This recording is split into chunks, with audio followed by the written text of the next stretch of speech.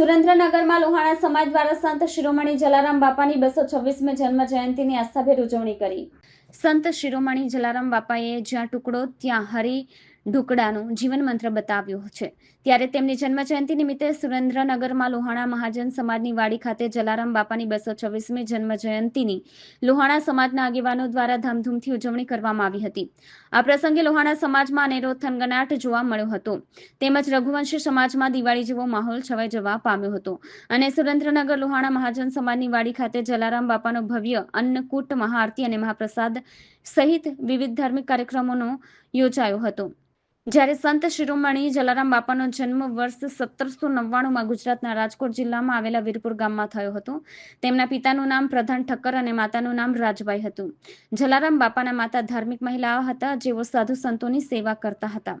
તેણીના લગ્ન 16 વર્ષની ઉંમરે વીરભાઈ સાથે થયા હતા, પરંતુ તેણીએ પોતાનું જીવન વૈવાહિક બંધનથી દૂર રાખ્યું હતું અને પોતાનું ખૂબ જ ધામધૂમથી ઉજવે છે અને દાન કરે છે। નાનપણથી સંસારમાં આસક્તિ ઓછી હતી। જલારામ બાપાના લગ્ન 16 વર્ષની વયે વીરબાઈ સાથે થઈ ગયા હતા। 18 વર્ષની ઉંમરે હિન્દુઓના પવિત્ર યાત્રા સ્થળોની મુલાકાત લીધા બાદ બાપા ભોજા ભગતના શિષ્ય બની ગયા હતા અને બાપાને ભગતે શિષ્ય તરીકે સ્વીકાર્યા હતા અને ગુરુમંત્ર અને જાપમાળા આપ્યા હતા। ગુરુના આશીર્વાદથી બાપાએ સદાવ્રત કેન્દ્ર શરૂ કર્યું હતું। એક દિવસ જલારામ બાપાને એક સાધુએ રામજીની પ્રતિમા આપી કહ્યું કે હનુમાનજી થોડા દિવસમાં તેમની મુલાકાત લેશે। જલારામ બાપાએ રામજીની પ્રતિમાને પોતાના ઘરમાં સ્થાપિત કરી અને થોડા દિવસમાં જમીનમાંથી હનુમાનજી પ્રગટ થયા હતા। તેમની સાથે સીતા માતા અને લક્ષ્મણની મૂર્તિ પણ પ્રગટ થઈ। એવું મનાય છે કે જલારામ બાપાના ઘરે અનાજ મૂકવાના સ્થાન પર થયેલા આ ચમત્કારના કારણે અનાજ ક્યારેય પૂરું થતું નથી, અક્ષય પાત્ર બની ગયું છે। ચમત્કાર પછી ગામના બીજા અનેક લોકો જલારામ બાપા સાથે સેવા કાર્યમાં જોડાયા છે।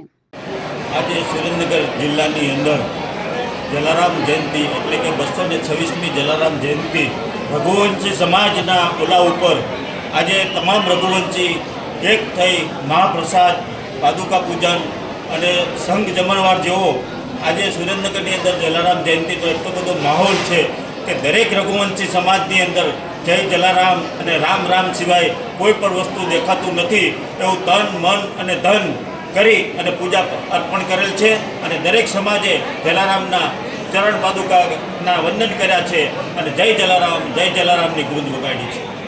શું કહેશો આજના તારીખે? આજની તારીખે શું કહેવા માંગો છો?